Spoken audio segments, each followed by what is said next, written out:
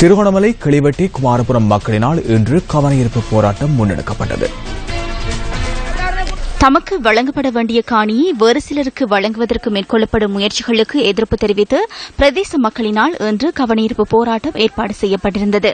குறித்த பகுதியில் மாதிரி வீட்டு திட்டத்திற்கு இடம் ஒதுக்கப்பட்டுள்ளதுடன் அதில் வேறு சிலருக்கு வீடுகள் வழங்கப்பட உள்ளதாக கவனஈர்ப்பில் ஈடுபட்டவர்கள் தெரிவித்தனர். காணி தரப்பட்டு 3 மாசமா போயிட்டு 3 மாசம் போனதும் எனக்கு போமெல்லாம் தந்து நான் போமெல்லாம் நிரப்பி கொண்டு கொடுத்து எல்லாம் செய்து கொடுக்காதவங்களுக்கு காணி கொடுத்தவர் அன்றைக்கு வந்து 3 நாளைக்குமே காணி கொடுத்ததுல இருந்து எந்த காணி பறிச்சே இன்னொரு ஆளுக்கு அதை கொடுத்துருக்கு. சுமார் 20 வருடங்களுக்கு மேலாக கிளிவெட்டி குமாரபுரம் கிராமத்தில் வசித்து வரும் தாம் புறக்கணிக்கப்பட்டுள்ளதாகவும் அவர்கள் கவலை வெளியிடுகின்றனர்.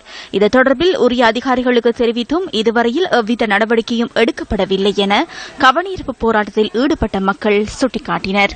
1987 ஆண்டு தொடக்கம் இட்ட வரைக்கும் வசித்து வருகிறோம்.